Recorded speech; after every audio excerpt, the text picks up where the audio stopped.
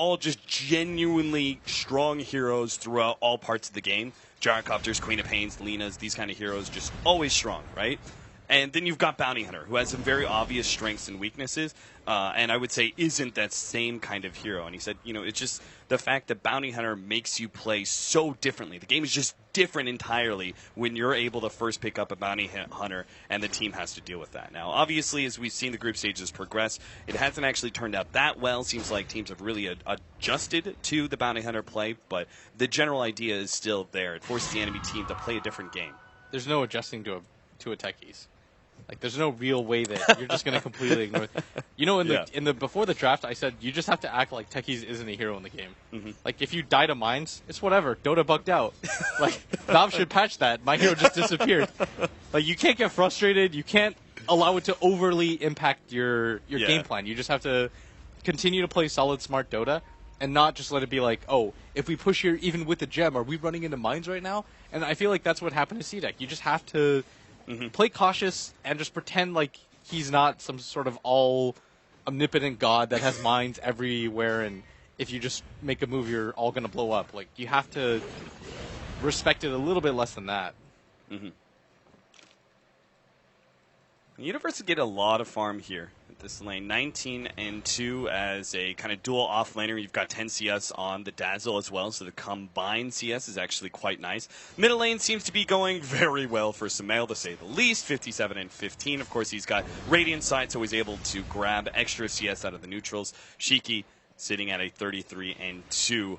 Obviously never going to stay anywhere near the SF and farm unless they get into a mid-game spin where they start really countering him a lot of the time. Now, Universe still has his Burrow Strike to be able to get away. They also have the Shallow Grave. Going to glimpse him back, and the Burrow Strike comes out in order to get out of that one. Now Fear makes the quick response, a TP in, and an ultimate to lay out the Disruptor. Many of the other heroes were dropped quite low, but still, it's fighting around and undying. They don't get greedy. They just take the one pick off that they got. Helped Universe survive, and we'll call it a day. Yeah, and you force the Dragon Knight to rotate at the same time as the Undying, and the Disruptor dies for that, and you don't lose a single hero. You're going to be incredibly satisfied if you're EG, and they know for a fact that he doesn't have the Tombstone. They're going to fight this. Yeah, this is a little awkward here. Shiki actually runs to Sumail, Dragon Tails him up, and runs right past him with that extra movement speed. I don't think they're going to be able to get anything as a result of this, but it's going to force C-Deck out of the lane. It's going to make it easier for them to push down this mid tower, and C-Deck is just playing reactionary Dota. Fear's going to pick up a Haste Rune. Incredibly happy to see this, and he might even bother just swinging back mid, but he notices that at bottom, this is a free lane. You don't want to just ever give up free lanes. You still want to play around the fact that there's farm down there. Yeah.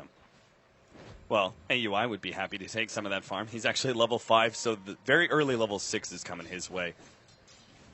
They certainly know how to give AUI space, man. Always the greedy force, so valuable on him. AUI trying to run down this Tusk.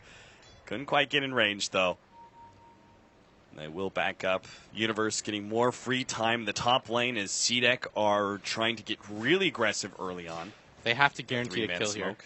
They're using, this is such a big resource. The Gyrocopter's not farming top at all, and you notice that EG actually just completely backed off because they realize the Gyro's not pushing out this top lane. Like, it's almost by his tower, and he's still not here, and so it's guaranteed that they're off the map. And you see Universe actually rotate too, and they're actually going to pincer C-Deck, and Universe is going to spot them out. They know they're here, and C-Deck's stuck in such a weird position because they don't want to give this up, but they're not in the best position to continue pursuing. And so what they have to do now is almost go for this push with Shiki, but he doesn't have the Elder Dragon form, so this is just going to completely fail. Yeah.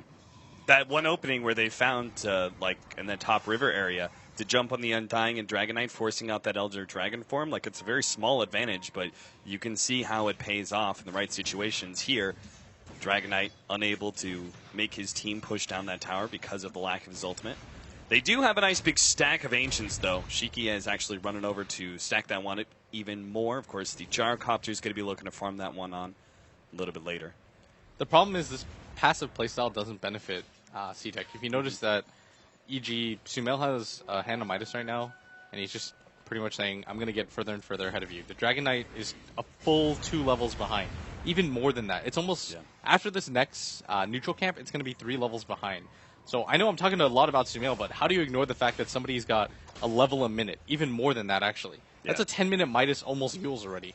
2,000 net worth advantage over you when you only have 3,600 as a Dragonite anyway. Yeah, that's pretty absurd if you think about it, and it just makes this game so much easier for EG. And I mean, CDEC's been pretty dominant this entire tournament, but it just feels like they're getting a little bit frustrated. Like that smoke attempt mid where after they didn't find somebody, they didn't instantly give it up. They just constantly walked around with their carry to try to find something. It just feels like this is a team that isn't quite sure what to do anymore, especially after that last game. And it's almost like they're giving EG a little bit too much respect. Because CDEC, I definitely think they could have won that last game if they had just stuck to their guns and said, we're going to 5-man and ignore the fact that Techie's is hero. They at least would have had a stronger contest than we actually saw, which was a very slow death of CDEC. Yeah, exactly. And so I think CDEC is taking a similar approach here where they're being a little bit overly cautious. Like, they're just pretty much letting AUY set up camp here at bottom. Like the Techie or the Tusk isn't even farming because he's so afraid that there are mines or landmines there, and he doesn't want to approach this lane. So this is a free lane for them, and EG are just kind of hiding behind this mid tower and constantly just doing the jungle over and over again. And it's impossible for Shiki to pop his Elder Dragon form when you've just got a hero in the jungle at all times.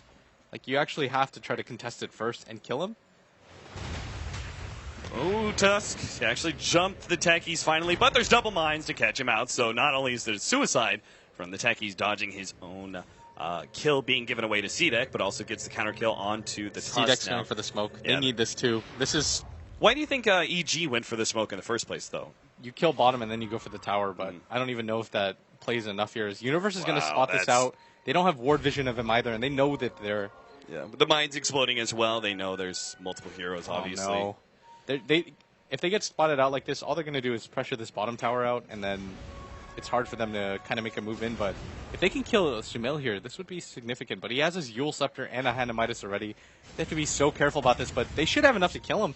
Yeah, Sumail's going to be forced into a self-Yule Scepter. Nevermind, still gets caught by the ultimate. Now pops it, dodges most of the damage. Sphere comes in with great Sonic Wave in order to finish off the Disruptor nice and fast. Sumail dropping lower and lower. The Vantage getting a really good Shallow Grave. He actually survives through all of that. The last bit of damage is there from the Tombstone, unfortunately. Now the Dragonite plus the Undying both going to pop their ultimates here to try and fight some more. AUI get a little bit of damage onto Guard. The burst damage is almost there. Fear still goes down towards the tail end of that one, but AUI walks away with a double kill. Shiki trying to catch up to PPD, has the Dragon Tail up, but can't really chase him into the Techies lane. Oh, is he going to run into these mines on the side? I don't think that's enough, actually. It's only three mines, I think. He's got a lot of armor, so he should be okay with this, but... Actually, it's only 2 mines. It's only 2? Where's the third one? The third one's in the bottom area. I see. Yeah. So even if he walked in there for TP, he'd be fine. And he picks up Blink Dagger now, so he's doing a good job of keeping up now in farm. He's only 1,500 now behind Sumail, and he's actually jumped over Fear. So net worth is not too terrible for CDEC. The problem for them right now is that the Gyrocopter has absolutely nothing. AUI, he doesn't have Suicide, so he just lays down double mines to finish off the Disruptor. Ice Shards, well, he caught AUI, but now there's PPD behind him. Nice double Burrow Strike. Universe still going to be caught, though, by the Snowball. Double call down, and will be popped. Sumail trying to get a kill there with the long-range raises, but CDEC actually making an okay exchange there. Originally going for the Techies, missing out, but they still get Universe. AUI's not even afraid. Like, he just fights them. Yeah. He lays down landmines. He's like, I dare you. Find out if I have remotes as well. And we saw that at bottom. And in that fight in the jungle, he placed 3 mines there. All of them hit. So it's becoming so hard for them to fight right now. And it's just not the best situation for them. Tombstone used by Garter.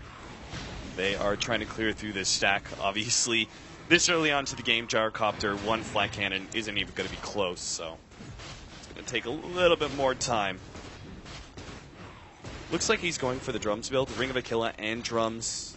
Very early laning phase stat items being picked up by him. Plus he also went for the treads over phase boots. Seems just like a lot of tanking up that he's trying to do versus heroes like the Queen of Pain, the burst damage of the Sand King. I don't think he can go for the drums. I feel like he needs a BKB so much sooner this game. Okay. If you go for the drums and then go for the BKB, then you still lack stuff Here like comes the epicenter. Q. He's going to be blown up immediately. Shiki does manage to get a stun right away onto Universe, and there's a TP rotation coming out from our Gyrocopter. The call down's going to land on Universe, finishing him up. PPD was put in an awkward position there trying to save his ally, and now looks like he's going to be run down by the Dragonite. He is buying his allies time, though, to get both the middle and bottom towers, so that is something, I suppose. Oh, for PPD for 2 towers? Yeah. They'd be so satisfied with this trade-off. It's Well, only a Dazzle. Universe. And, Yeah, I mean, they got Universe the traded Disruptor. himself for a Disruptor. It's not a great trade-off, but... Space created, don't worry. Yeah. They're going to go for this tower. Sumail's got a Yule Scepter. Certainly. They know the TP rotations already came on top. And the Dragon Knight is the only hero you're worried about. And they're trying to sandwich him right now for the kill. Has to make a snowball play. Walrus punch on a Sumail. And now the Disruptor ultimate actually locks Sumail in. He still has the Yules to be able to buy himself a little bit more time, but will go down towards the end of that one. Looks like the commitment was just too much. It's just too hard ganking a Tusk underneath a tower. Snowball is just such a great recovering mechanism.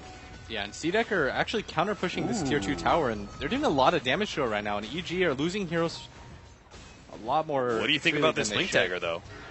Oh, nice blink forward, PPD. He's so low already. He just did not respect the blink of Dragon Knight. And they got the top Tier 2 tower on both of their cores. Were able to push it pretty much by themselves, and EG had a pretty okay advantage. I mean, Sumail still leads in net worth, but the Dragon Knight is catching up, and now Fear has actually been supplanted by this Gyrocopter, who was a full 3K behind him in net worth. And now he's going to go for the drums because he's like, now this game is going much better now. It's like, things are going okay. I've got a Helm of Dom. Yeah. We're not just getting destroyed. I don't have to get a BKB just off the bat. I think we got a little downtime here, and I think it's really important. We talk about the Blink Dagger techies. Why is AUI going for this, and what does this imply for CDEC? How do they respond to that? Because I'm looking at this and going, CDEC, I mean, they could actually just techies suicide jump on a Gyrocopter every fight if they wanted to. I think it's more for the split push potential that it gives you. Like, the thing is you don't want to gank a techies. That's the weird concept about the hero, is that you never really want to gank a techies because you never know what you're going to lose out of it. If he just suicides, then you wasted your time. If he has mines there and you die as a result, it's even worse. And that's kind of the issue with the hero. And so AUI is kind of telling them, okay, yeah, maybe you can kill me, but it's going to be 10 times harder now that I've got this Blink Dagger because I can just remote mine, land mine, kill a creep wave, blink out. Right. Are you really going to pursue a techies like that? You don't quite know what's going on, and so I think this is a response to that. They can keep the game going indefinitely because this game they have much better cores. Like last game they had the Lina and the Clinks, but this game they've got a Queen of Pain who can scale really well against the line of a C-Deck. Their supports, techies and Dazzle, I mean, we see how good Weave is every single game.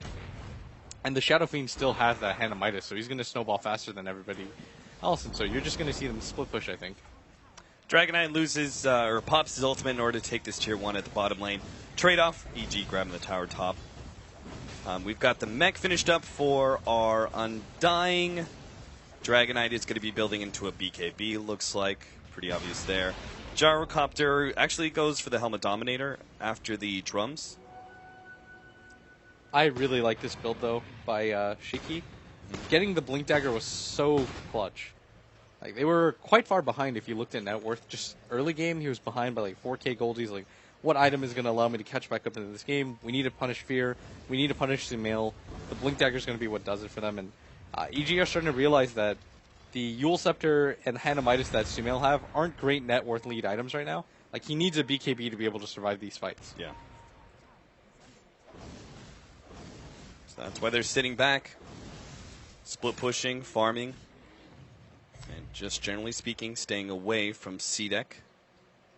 CDEC don't even have the opportunity. I was like, okay, if they're being given space, are you able to take Roshan? But they don't even like have a medallion hero. Yeah, they don't have the best course to do the Roshan. The Gyrocopter and Dragon Knight aren't the best two heroes at doing it. Yeah. But I just want to highlight, Shiki got